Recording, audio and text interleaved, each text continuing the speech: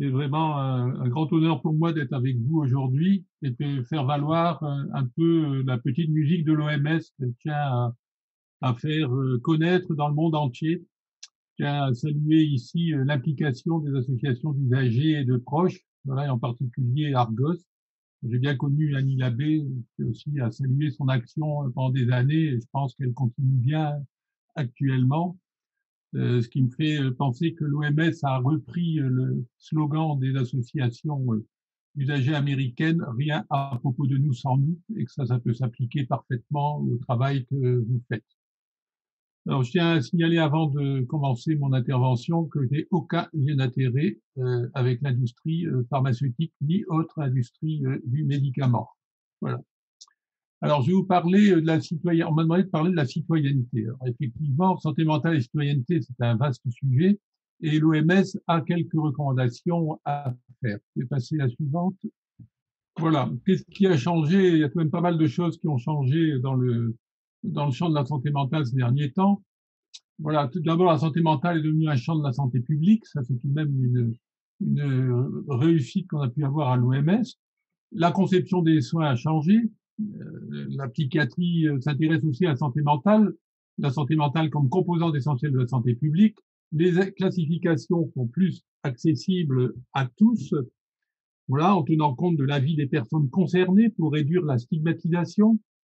Le simple fait de se nommer, avoir des troubles bipolaires, si c'est mieux accepté par les gens qui ont des troubles, c'est extrêmement important. La clinique, c'est une clinique du souci, de l'aller vers, qui prend en compte le savoir expérientiel des usagers. Et ça, c'est vraiment aussi très important de pouvoir tenir compte du savoir des personnes elles-mêmes. C'est une clinique qui va de l'attente de la demande à aller vers la demande. Les patients sont devenus des usagers ou utilisateurs de services avec les notions d'empowerment, de rétablissement, de pleine citoyenneté pour tous. Voilà. Et puis d'une conception de soins individuels à des soins populationnels, c'est vraiment important, avec des répercussions essentielles sur l'organisation des services. Alors l'épidémie de la Covid a accéléré ces tendances en France. Tout d'abord, il y a eu un impact très important sur la santé mentale, c'est-à-dire tout le monde maintenant a compris qu'il avait une santé mentale et qu'il devait faire attention à cette santé mentale. Ça a eu un effet assez déstigmatisant de cette santé mentale. Il y a une situation égalitaire des usagers, des professionnels et de la population. On a vu tout de même une adaptabilité des personnes usagères de services.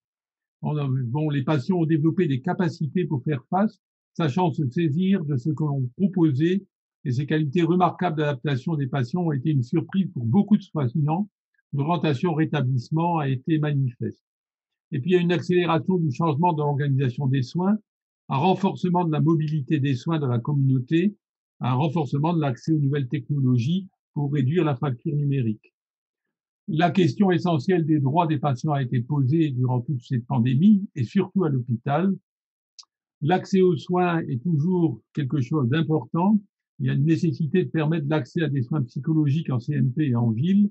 Et puis l'application de la communauté, puisque c'est de ça dont je vais parler aujourd'hui.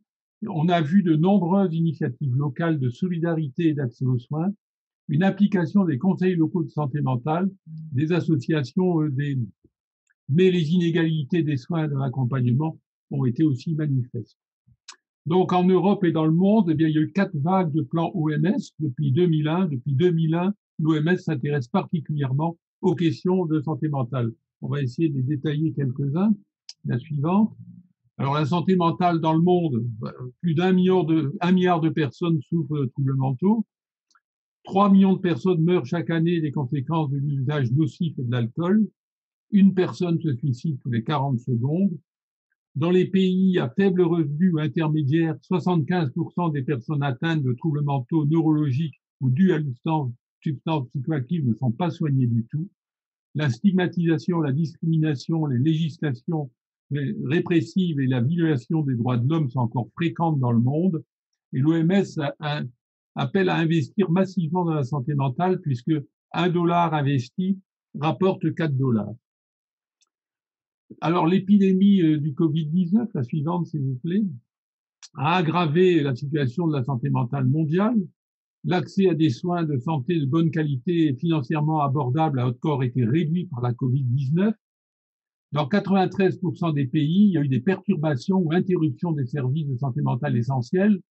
Et sur 89% des pays qui intègrent une réponse psychosociale dans leurs plans nationaux de riposte à la Covid-19, uniquement 17% ont disposé d'un financement supplémentaire. En France, ça a été le cas.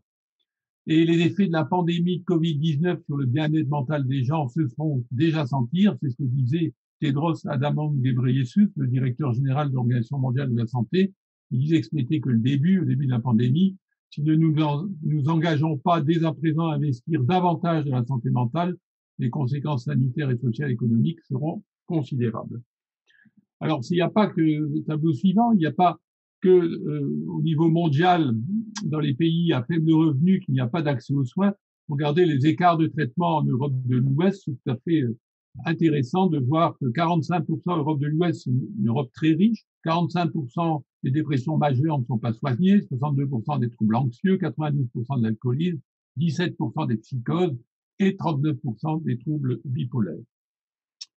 Alors, là-dessus, l'OMS a sorti les 4 plans. Le plan 2013-2020 a mis en place, a établi le rétablissement, le pouvoir d'agir et la citoyenneté. Le principe actif, je pense que c'est la précédente, le diapo. Le principe actif du rétablissement est non seulement de maintenir les gens dans la communauté, mais surtout de faire en sorte qu'ils soient de la communauté et y vivent comme tout le monde.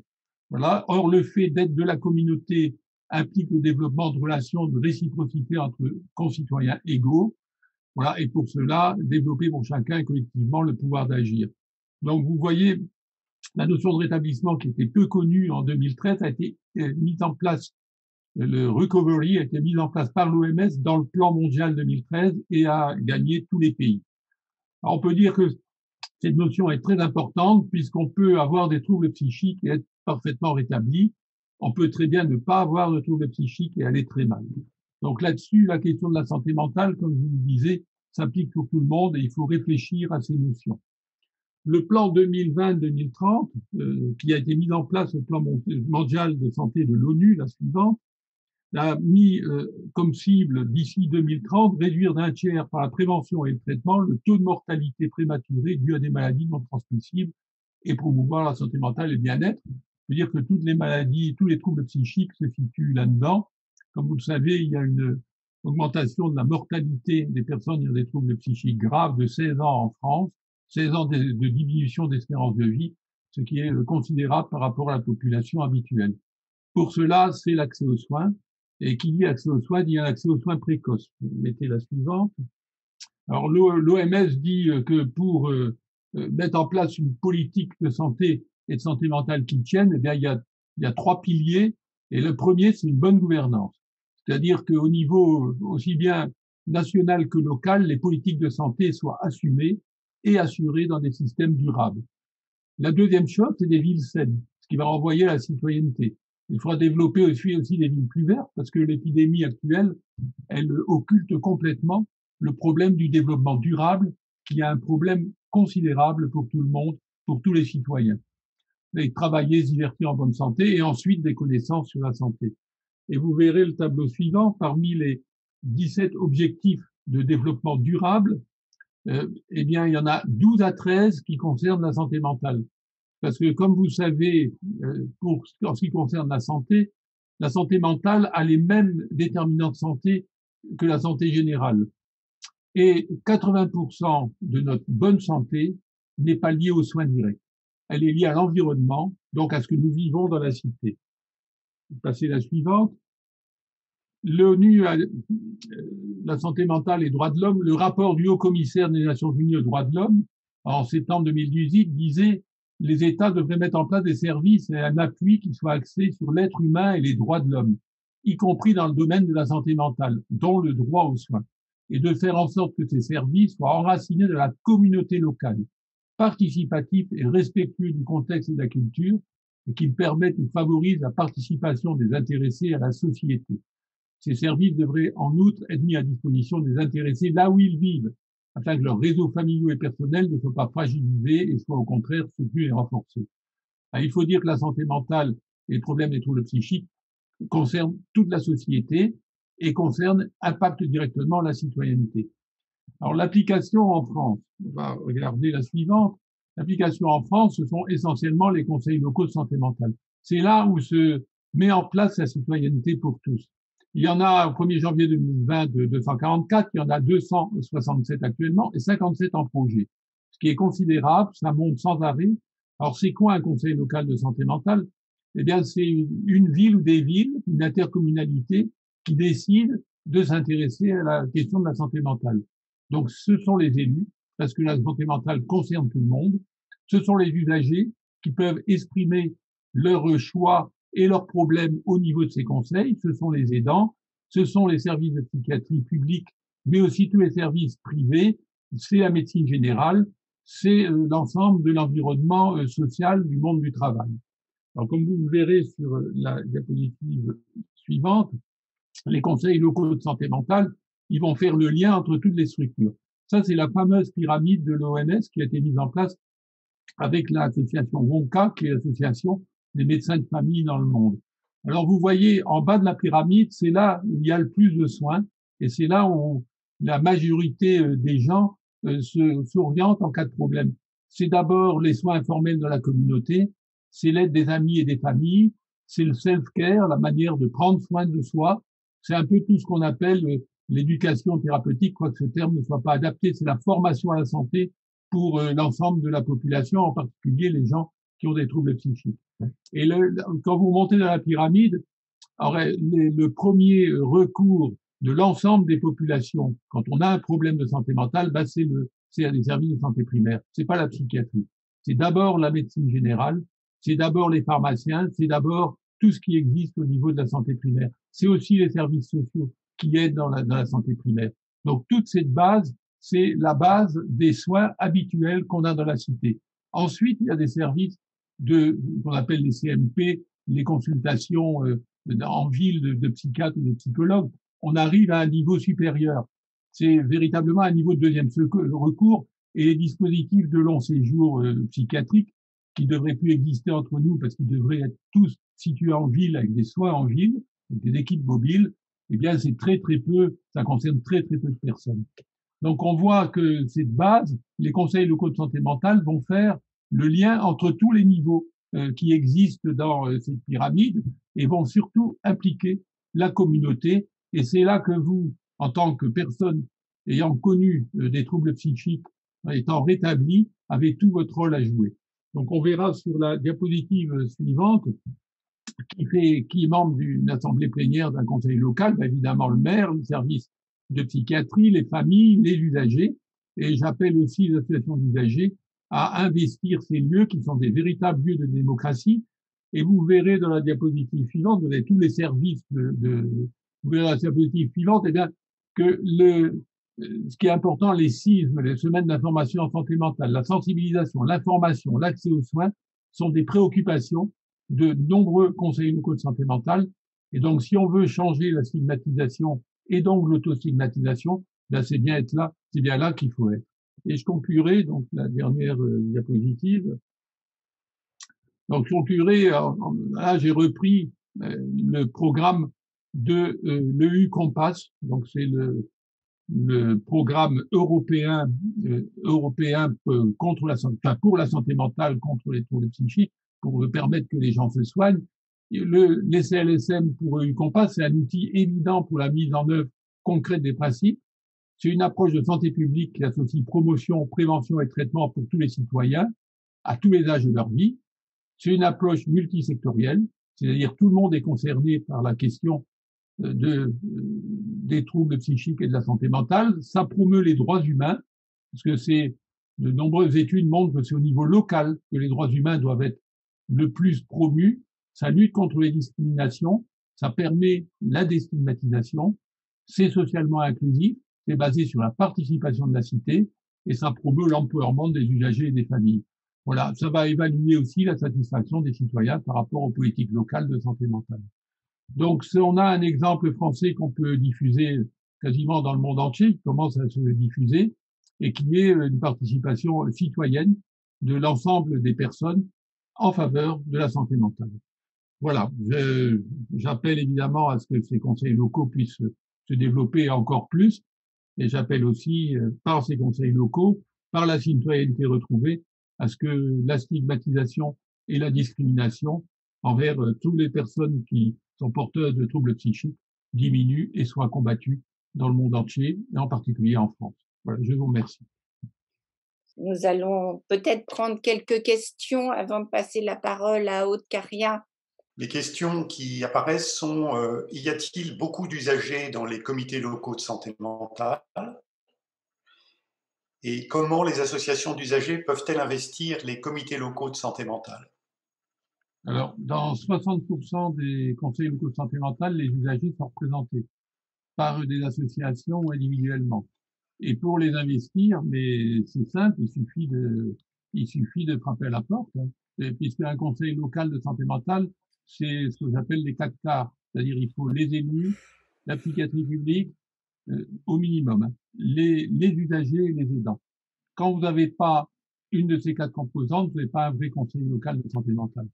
Donc, allez-y, investissez. C'est l'endroit où, je pense, la question de la démocratie en santé, la question de la stigmatisation, la question de l'inclusion doivent être débattues au sein de la cité, véritablement. Donc, je vous appelle à tous investir ces conseils et aller voir les élus et les faire créer quand ils n'existent pas. S'il n'y a pas d'autres questions plus précises par rapport à cette présentation, je suggère, Eliane, que nous donnions la parole à Aude Caria.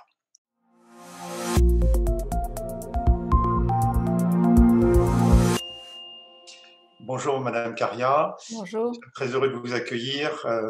Vous êtes la directrice du Psychom. Vous avez un parcours complet dans le secteur des soins, de la santé mentale, de la psychiatrie. Vous avez vous-même travaillé avec le CCOMS. Et actuellement, donc, vous animez et dirigez une structure originale bien particulière. Est-ce que vous pourriez en dire quelques mots avant de lancer votre présentation? Oui, tout à fait. Merci de m'avoir invitée à cette nouvelle journée des troubles bipolaires. Je suis très contente de participer et d'apporter le point de vue de Psychom, donc qui est un organisme public d'information et de lutte contre la stigmatisation dans le domaine de la santé mentale, qui existe depuis plus de 25 ans maintenant. Et donc, nos missions principales, c'est donc d'apporter une information fiable, accessible et indépendante, et puis poser une boîte à outils pour agir contre la stigmatisation dans le domaine de la santé mentale, dont je vous dirai quelques mots. Et toutes nos ressources sont disponibles sur notre site internet. Voilà, donc la question pour moi, quand on a échangé pour préparer cette conférence, vous me demandiez d'intervenir sur la question de la stigmatisation. Le docteur Roland l'a rappelé, depuis 10-15 ans maintenant, on a beaucoup parlé de stigmatisation, donc c'est un constat. C'est un constat que les troubles psychiques, les personnes qui vivent avec ces troubles, l'entourage, les soignants, enfin, la stigmatisation est partout. Et que maintenant, peut-être que la question, c'est plus, une fois que ce constat est fait, que cette prise de conscience existe, c'est comment fait-on pour faire changer les représentations sociales, pour lever le tabou et pour agir collectivement contre les conséquences de la stigmatisation. Parce que le problème, au-delà de la stigmatisation, c'est ses conséquences. Et les conséquences se déclinent en termes de discrimination pour les personnes. Donc, je vais essayer de donner quelques pistes sur ces perspectives-là. Alors, tout d'abord, comme nous l'oblige le Code de la santé publique, je déclare mes liens d'intérêt. En l'occurrence, je déclare n'avoir aucun lien d'intérêt avec des entreprises fabriquant ou commercialisant des produits de santé. Je vais commencer par vous expliquer ce qu'on a mis en scène Psychom sous la forme de cette affiche qui est disponible sur notre site, qu'on a appelé le cycle de la discrimination, c'est-à-dire comment la stigmatisation s'articule avec la discrimination. Et donc, on a 4 étapes principales qui sont le fait d'étiqueter les personnes, le fait que cet étiquetage génère un stéréotype qui permet de séparer des groupes de personnes en fonction de leur étiquette et au final qui peut avoir comme conséquence la discrimination des personnes. Donc si on fait un focus sur la première étape de la stigmatisation, le fait d'étiqueter, historiquement, le mot stigmate, c'était une marque qui était apposée. Alors on parle des stigmates du Christ, mais dans l'Égypte, par exemple, il y avait dans la Grèce, les esclaves étaient marqués au fer rouge, ce qui permettait de les identifier. Actuellement, l'étiquetage, il peut revêtir différentes formes. Ça peut être étiqueter la personne par un comportement, par sa religion, sa façon de s'habiller, son origine, sa couleur de peau, son genre, etc. Donc on attribue une caractéristique à la personne. Dans le domaine qui nous intéresse, ça peut être le diagnostic psychiatrique peut fonctionner comme une étiquette et comme un stigmate, ou le fait d'avoir été hospitalisé en psychiatrie, par exemple. La deuxième étape, c'est à partir de cette marque, en fait, de généraliser et de faire des grands ensembles, en fait, et de construire des stéréotypes. C'est-à-dire que, par exemple, considérer que toutes les personnes suivies en psychiatrie seraient violentes et dangereuses à partir d'un exemple ou d'une étiquette. La troisième étape, c'est, et là c'est une étape importante, c'est que en stigmatisant, en fait, en attribuant des caractéristiques ou en différenciant les personnes sur tel ou tel élément, on va construire des groupes qui nous séparent. C'est-à-dire, on va considérer qu'il y a d'un côté eux et elles, et de l'autre côté nous. Et qu'en général, on se situe du côté du nous. Quand donc on sépare, c'est un fonctionnement de l'être humain aussi de séparer, mais qui peut avoir des conséquences importantes. Et quand on sépare, ça c'est vraiment les lunettes de la stigmatisation, c'est vraiment ce qui nous fait regarder le monde en séparant les personnes entre celles, par exemple, qui ont des problèmes de santé mentale et celles qui n'en ont pas. Et en fait, ce que nous promouvons, et j'y reviendrai, c'est d'essayer d'agir contre ce réflexe de séparation, de dualité, puisque tout le monde a une santé mentale. En fait, il n'y a pas d'un côté les personnes qui ont des problèmes de santé mentale et de l'autre côté les personnes qui n'en ont pas. Cette étape est importante. Et ça peut aboutir à ce qu'on appelle la discrimination, c'est-à-dire le fait de priver une personne de son égalité, de traiter une personne différemment aux yeux de la loi du fait d'une caractéristique. Donc ça, c'est ce qu'on voit à l'œuvre, par exemple, dans le racisme, dans le sexisme, et ce sont les mêmes mécanismes qui s'appliquent concernant la stigmatisation des troubles psychiques. Ça, c'est un élément important à comprendre, c'est que ce n'est pas un fonctionnement à part, encore une fois, c'est qu'on peut être discriminé du fait d'un diagnostic de psychiatrie ou du fait d'avoir été hospitalisé, au même titre qu'on peut être discriminé du fait de son genre, du fait de porter un voile, etc., etc. Et heureusement, en France, on est dans un système où on est protégé par rapport à ces discriminations. On a une protection importante qui nous aide à agir. Et c'est important de le savoir.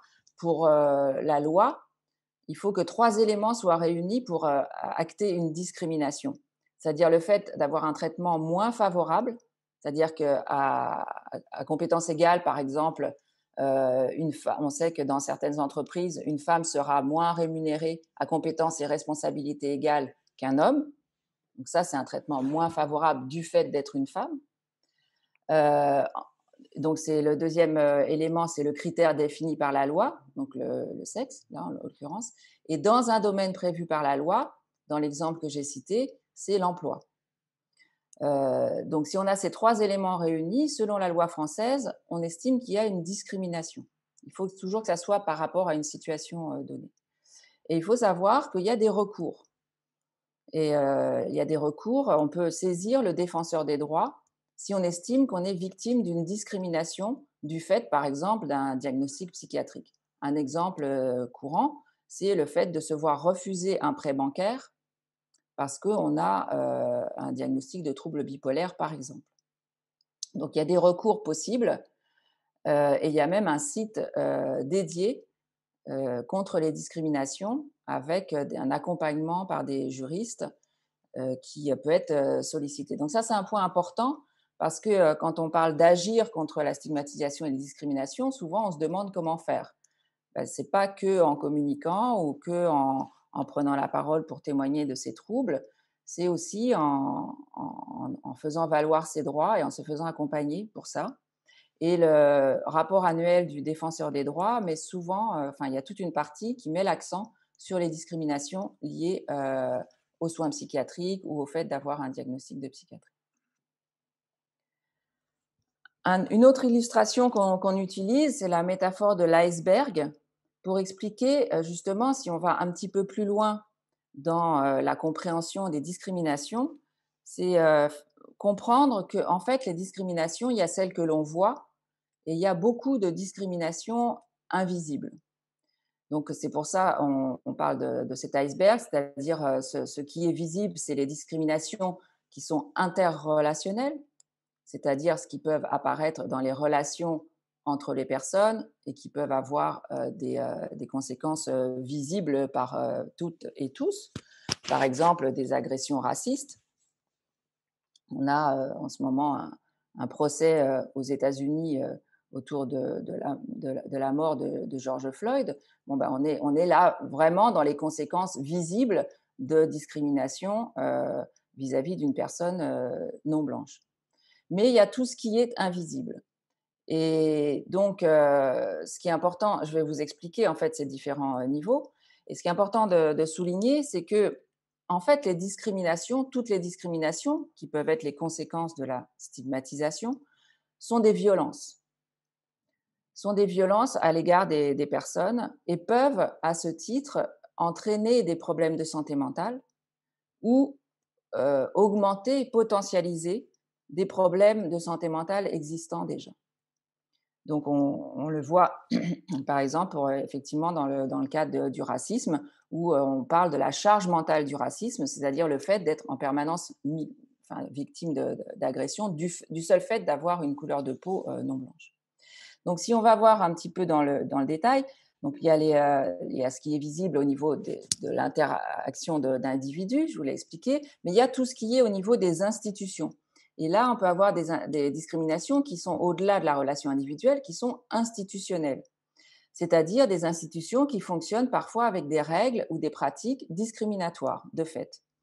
Donc, je vous ai cité l'exemple du prêt bancaire. Si c'est une personne isolément, mais si on se rend compte qu'en fait, il y a un système dans une banque qui fait que systématiquement, et c'est connu, et il y a des directives qui sont données de refuser des prêts bancaires en cas de diagnostic psychiatrique, on peut dire que c'est une discrimination institutionnelle. Et puis, il y a tout ce qui concerne la culture, tout ce qui fait notre culture, nos références partagées qui nourrit en fait le reste. Et donc là, on retombe sur ce que j'ai expliqué tout à l'heure, des stéréotypes, des préjugés, les bipolaires sont ingérables, les schizophrènes sont dangereux, les déprimés manquent de volonté, etc., etc. Tout ça, ça infuse en fait notre société et ça nourrit les différents niveaux, puisque en fait ces différents niveaux, ils interagissent en permanence. Donc tout ça pour dire que en fait, la stigmatisation concernant les troubles psychiques ou la santé mentale, elle n'est pas juste dans les relations interpersonnelles, elle n'est pas juste au niveau institutionnel, elle n'est pas juste au niveau culturel, elle est partout. Elle est systémique, en fait. Et tout ça interagit en permanence. Et c'est pour ça que pour changer ça, forcément, c'est une action collective, c'est-à-dire que tout le monde est concerné et tout le monde peut agir à son niveau. Donc, souvent, j'utilise la métaphore de l'hydre de Lerne pour expliquer la stigmatisation. L'hydre de Lerne, vous savez, c'est pas les 12 travaux d'Astérix, c'est les 12 travaux d'Hercule qui combat cet hydre et à chaque fois qu'il coupe une tête, une autre repousse, ou la même d'ailleurs. Donc, on a l'impression que c'est un travail sans fin. Pour utiliser une autre métaphore mythologique, agir contre la stigmatisation ou les discriminations, on peut considérer que c'est un travail de Sisyphe. Et c'est aussi, bon, pour insister sur cette notion de difficulté à faire changer les choses, mais aussi le fait que c'est systémique. C'est-à-dire que, voilà, si on reprend un peu cette métaphore de l'hydre de Lerne, c'est pas seulement, souvent on accuse les médias et on va y revenir dans la seconde partie de cette matinée, mais en fait, la stigmatisation, elle est présente dans la manière dont les diagnostics sont posés, par exemple les diagnostics psychiatriques qui peuvent être utiliser un vocabulaire très négatif, péjoratif, etc. Et on l'a évoqué concernant les troubles bipolaires. Mais ça peut être aussi une stigmatisation finalement qui est transmise par les classifications, par la formation aussi des professionnels de santé, par exemple, où on sait très bien que dans la formation, on va aussi transmettre des stéréotypes qui peuvent avoir des conséquences après, par exemple sur l'accueil dans des services de soins somatiques de personnes diagnostiquées avec des troubles psychiatriques. Ce sont les pratiques de soins aussi qui peuvent être stigmatisantes. On pense évidemment à tout ce qui est dénoncé par la contrôleure générale des lieux de privation de liberté ou le défenseur des droits sur certaines pratiques psychiatriques, parfois non respectueuses des droits fondamentaux. Les traitements aussi, les traitements psychiatriques parfois peuvent entraîner de la stigmatisation quand il y a des traitements qui entraînent des effets indésirables qui, qui impactent l'image qu'on peut avoir de la personne, comme le ralentissement, par exemple. Le fait je vous ai expliqué les droits qui sont moins bien respectés. Les médias, on accuse souvent les médias. Les médias peuvent être des alliés, ils peuvent être aussi des ennemis, et Céline Houbière y reviendra. Les médias de divertissement, et là c'est tout le rôle aussi de ce qu'on appelle la pop culture, les séries, etc., les films, et Christophe Debien va nous en dire un mot, c'est-à-dire qu'on a à la fois du renforcement des stéréotypes dans les médias, mais on a aussi depuis quelques années des séries, des films qui vont montrer des personnes aux prises avec des troubles psychiques de manière plus positive et plus porteur d'espoir. Je continue. Évidemment, les réseaux sociaux contribuent aussi, l'histoire, le vocabulaire populaire, etc. Donc, on a tout un ensemble qui montre que dans notre société, la stigmatisation vis-à-vis des problèmes de santé mentale est partout. Et donc, c'est pour ça qu'il est important, en fait, d'agir à tous les niveaux. C'est-à-dire qu'on ne s'en sortira pas simplement en faisant une campagne de communication. Ça suffira pas, mais ça peut être une prise de conscience générale, en fait, que la santé mentale, et peut-être que c'est ce qu'on est en train de vivre, hein, Jean-Luc Roland le disait, on est en train, à la faveur de l'épidémie, de se rendre compte de l'importance de la santé mentale et que ce n'est pas seulement une question de spécialistes, que ça ne concerne pas seulement les soins psychiatriques, mais que ça concerne tout le monde. C'est-à-dire, je peux agir, par exemple, en tant que directrice des ressources humaines pour être vigilante pour qu'à l'intérieur de mon entreprise, la stigmatisation vis-à-vis des personnes en difficulté psychique ne soit pas active. Je peux agir en tant que proche aussi, je peux agir en tant que personne concernée, je peux agir en tant qu'élu en investissant dans un conseil de santé mentale, etc. Donc, c'est important, je pense, de comprendre que la santé mentale doit devenir un enjeu politique, social et culturel. Et ça passe aussi par la libération de la parole autour des questions de santé mentale. Et je pense qu'on est au bord de quelque chose à ce niveau-là. Donc, l'importance d'agir à tous les niveaux et l'importance d'agir aussi avec des repères. Parce que, en fait, souvent, personne peut être contre l'action, contre la stigmatisation. Voilà. Tout le monde voudrait que ça cesse. Tout le monde voudrait que les discriminations diminuent. Donc, tout le monde est prêt à faire des choses. Mais on peut avoir beaucoup de bonnes intentions et de mauvaises intuitions. Et depuis une vingtaine d'années, on a un petit peu avancé sur la manière d'agir efficacement contre la stigmatisation grâce à de nombreuses études qui ont été faites, en particulier par les pays anglo-saxons, qui ont lancé de nombreuses actions de campagne, de pédagogie, etc., et qui les ont évaluées. Et grâce à ces évaluations, on a pu développer, dans le cadre d'un groupe de travail du ministère de la Santé, dans le cadre de la feuille de route santé mentale et psychiatrie, un groupe de travail dédié qui a travaillé à créer cet outil que vous pouvez trouver sur le site du Psycom, qu'on a appelé le GPS anti-stigma. Donc c'est un outil qui est créé pour les personnes ou les organismes qui veulent agir contre la stigmatisation et qui leur permet de se repérer par rapport à 6 critères dont la littérature scientifique dit que si on les respecte, on a un peu plus de chances que notre action contre la stigmatisation porte ses fruits. Et ces 6 critères, c'est le fait de créer une action en faisant participer les personnes directement concernées. Donc ça, c'est un point important. Une action qui inclut la promotion des droits, une action qui informe sur les troubles psychiques, mais aussi sur les capacités de rétablissement, sur l'espoir de se rétablir de troubles psychiques.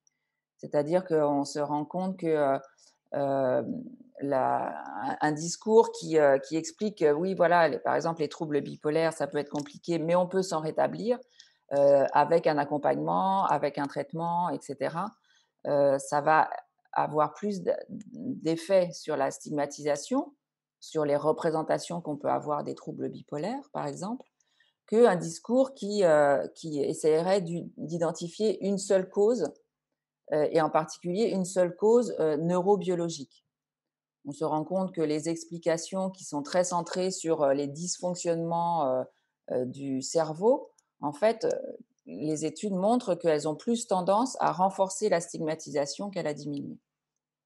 Donc, parler de rétablissement, agir localement, faire des actions plutôt locales, en partenariat.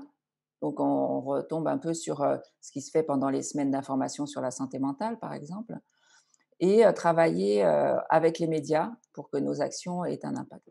Donc, je vous encourage, si vous voulez développer des actions, à aller jeter un œil sur ce GPS anti-stigma qui vous donnera aussi des recommandations, qui vous permettra de trouver des tas de ressources, des tas de sources d'inspiration sur ces questions-là.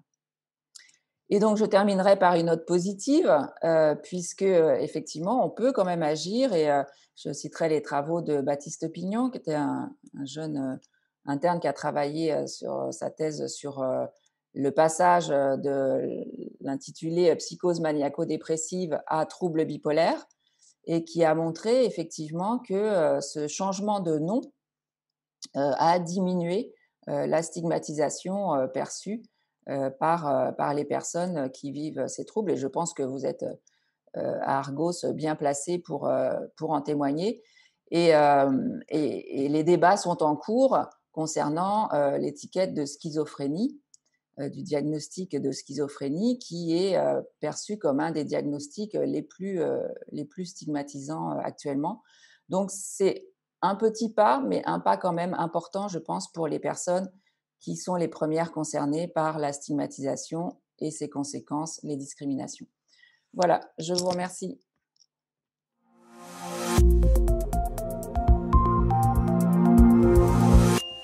Je vais peut-être demander à Eliane ou Dominique si des questions sont disponibles pour nos intervenants, pour Monsieur Rouelan et pour Madame Caria. Et vous avez respecté parfaitement le timing et nous vous en remercions. Il y a des remarques surtout. J'en lis une, n'y a-t-il pas un manque de coordination entre les organismes? Alors, je la relais parce que c'est une impression que nous pouvons tous avoir. Les organismes? Oui, je pense que ça s'adressait plus à Monsieur Roelan. D'accord. Mais bon. Oui, oui, évidemment, manque de coordination entre les organismes, on le voit à tous les niveaux, hein, au niveau de l'État, au niveau local, au niveau micro-local. Quand on voit le nombre d'organismes, de structures, de personnes qui doivent être intéressées dans les questions de santé mentale, c'est considérable. C'est pour ça qu'on avait dans les conseils locaux de santé mentale, impliquer les élus, parce que normalement, ils sont, eux, pour leur ville, sont en charge du bien-être de leur population et du vivre ensemble. Donc la question de santé mentale, elle pose la question quand même du vivre ensemble. Et eux peuvent, de par leur pouvoir de convocation, peuvent parfaitement convoquer toutes les personnes qui sont impliquées dans un problème ou un autre de la cité. Et la question de la santé mentale a été tout de même centrale ces derniers temps. Donc pour coordonner, je pense que les élus sont le mieux au niveau local. Et au niveau national, il devrait y avoir une commission de santé mentale. Je pense qu'il y en a d'ailleurs, une commission concernant la feuille de route qui avait été tracée par la ministre. Et puis, il devrait y avoir quand même une interministérialité, parce que véritablement, les questions de santé mentale concernent tout le monde. Regardez l'école. La plupart, l'OMS dit que la moitié des problèmes que l'on retrouve en psychiatrie chez les adultes, les problèmes de santé mentale, commencent avant l'âge de 15 ans.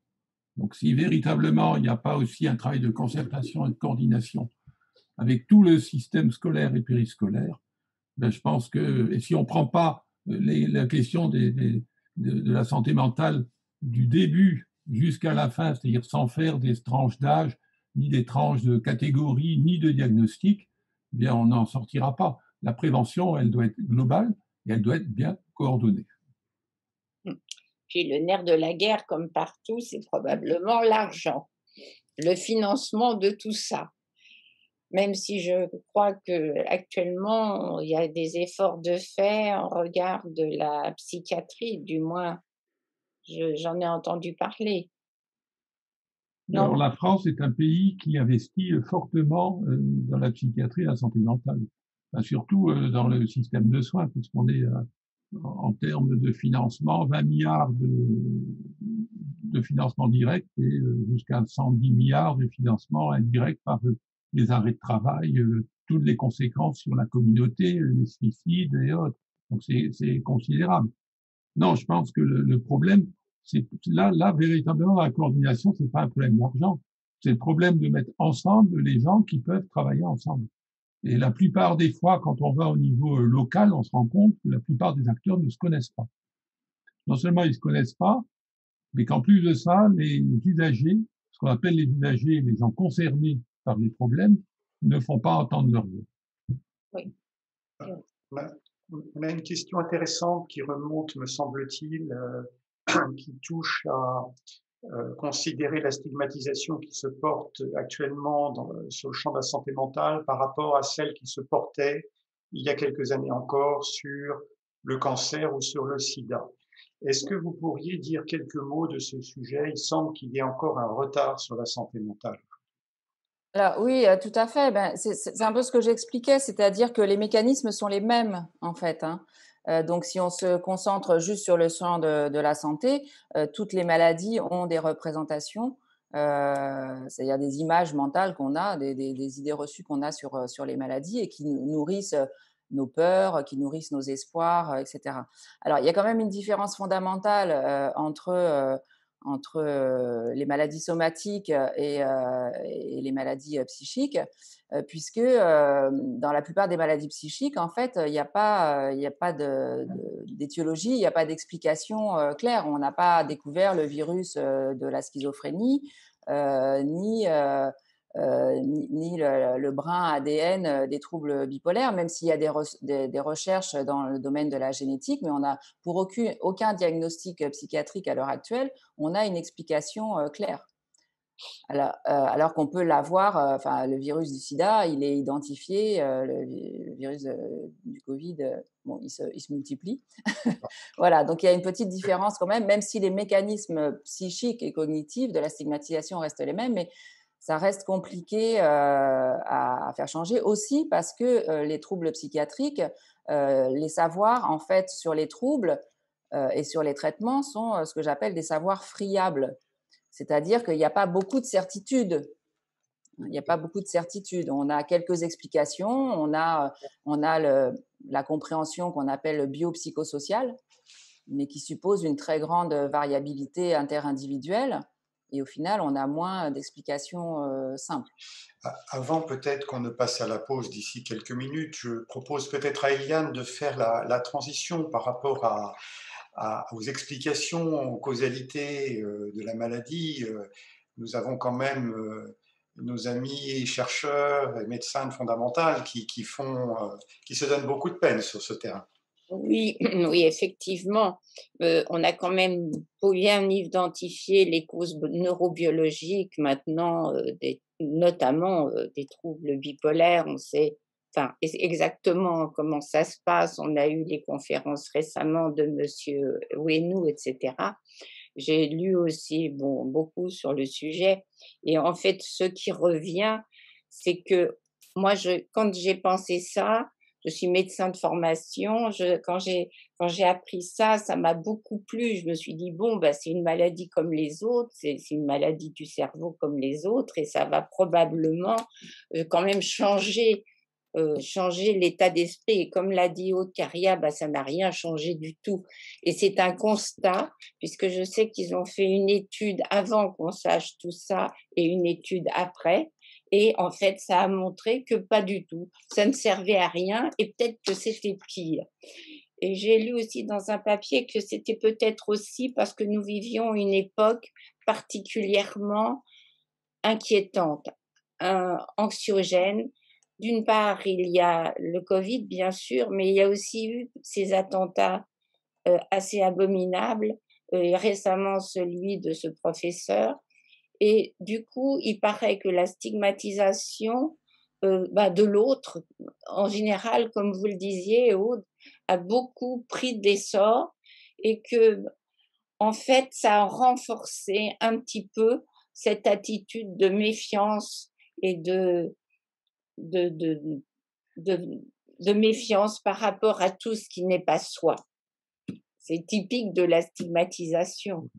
Oui, tout à fait. C'est nous et les autres, quoi. Et les autres différents, on les rejette. Donc ça, c'est un réflexe assez primitif et qui va pas s'éteindre de sitôt. Après, moi, je garde espoir puisque je pense vraiment, comme on l'a déjà dit, que c'est un mal pour un bien, mais le fait que beaucoup de nos concitoyens et au-delà même de toute la population mondiale ait un impact fort de la situation épidémique et des contraintes sur sa santé mentale, ça permet ce que n'a jamais réussi aucune campagne de grande ampleur, c'est-à-dire on vit en temps réel en fait une prise de conscience collective de l'importance de la santé mentale.